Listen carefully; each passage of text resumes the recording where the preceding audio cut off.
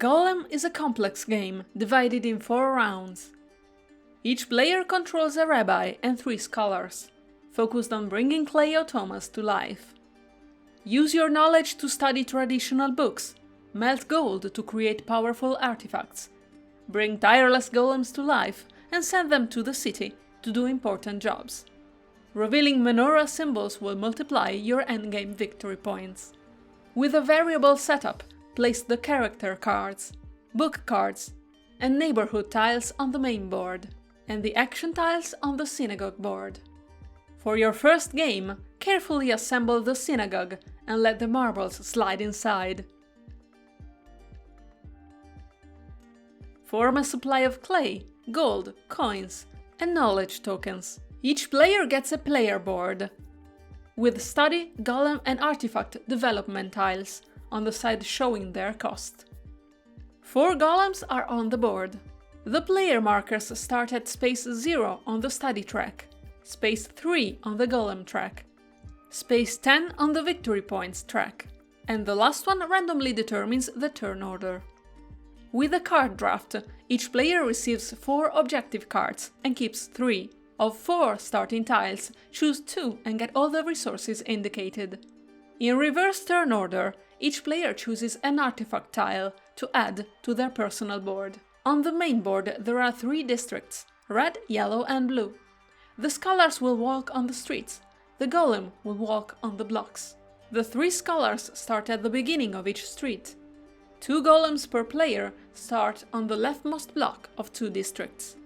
The game is divided in 4 rounds, each divided in 7 phases. Refresh, golem movement, actions, turn order, influence character, income and development, golem control. In the refresh phase, all the marbles are put back in the synagogue. The action tiles are replaced. The leftmost book card is removed. In the golem movement phase, starting from the first player, each player moves their golems to the right a number of spaces equal to the level on the golem track, plus the number on the active character card, which is the first face-up card from the left. You can distribute these steps however you wish between all your golems. Some steps require paying knowledge or points. In the action phase in turn order, each player takes an action, until all players have taken 3 actions, 1 Rabbi action and 2 marble actions in any order. To perform a marble action, count the marbles on a row, that is the value of the action you are about to perform. Take a marble from that row and keep it on your board. If the marble is white, nothing happens. If it is red, yellow or blue, move your scholar 1 space to the right in the corresponding district. The first scholar to pass the menorah token takes it.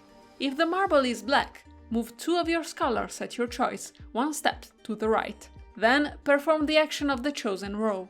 You can choose not to perform an action or to perform it partially.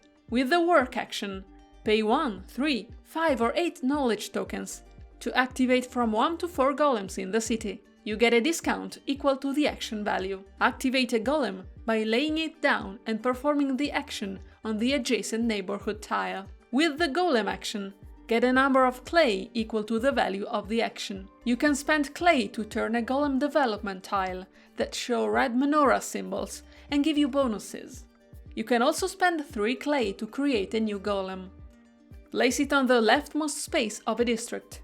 If you already have golems in that district, pay 3 more clay for each golem. Your marker on the golem track moves up 2 spaces.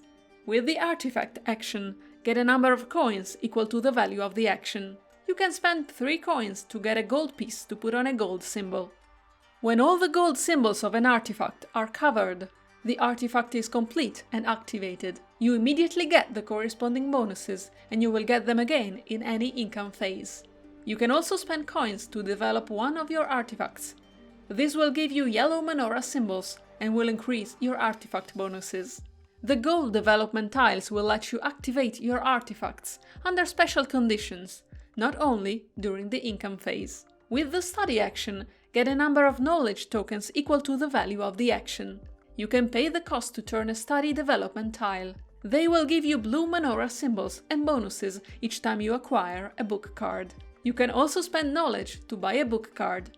The cost is the one on the card, plus the one printed on the board.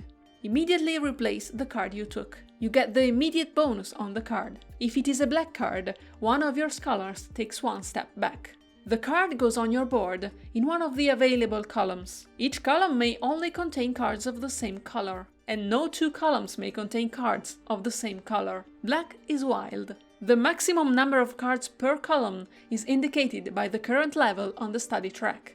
When you place a card, you get the bonus on the corresponding development tile if activated, and then all the bonuses of the active cards of the same column from bottom to top.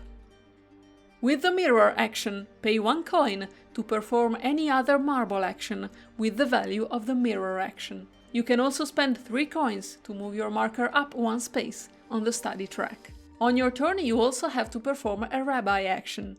Put your Rabbi on an action tile and activate its ability.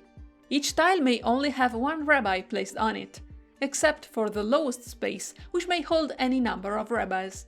The order of the Rabbis from top to bottom will be the next turn order. Instead of performing an action, you can pass. Take the lowest pass tile available. When all the players have performed their 3 actions or passed, the first player to pass takes 1 marble from the synagogue. The remaining marbles are then collected and put back into the synagogue. Following the pass tiles order, you can perform your remaining actions. You can pass a second but last time, repeating the process described. In the turn order phase, the turn order is reset, following the order of the rabbis on the action tiles, from top to bottom.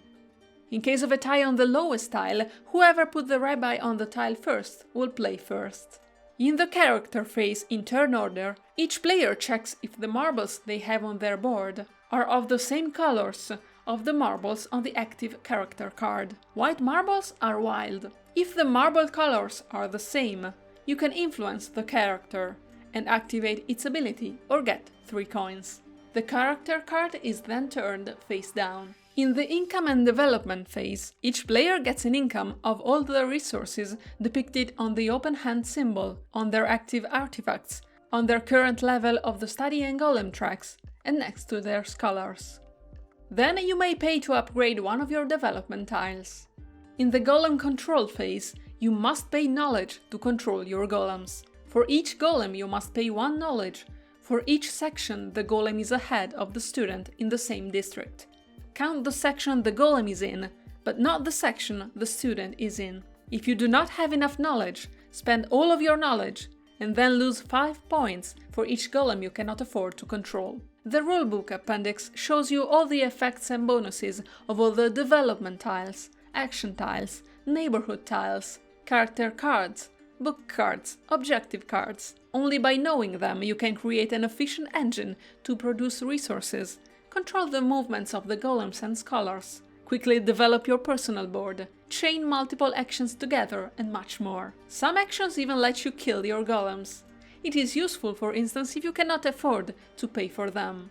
Move one of your golem to any unoccupied cemetery space. Get the bonuses indicated, and move your marker 1 space down on your golem track.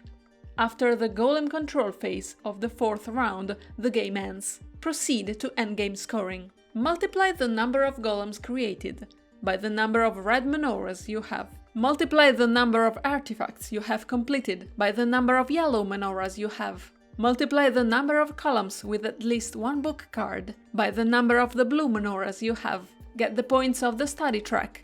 Get the victory points from the completed objective cards. Get 1 point for every 5 resources left. The player with the most victory points is the winner. In case of a tie, the tied player whose rabbi is placed in the uppermost space wins. You are now ready to play Golem.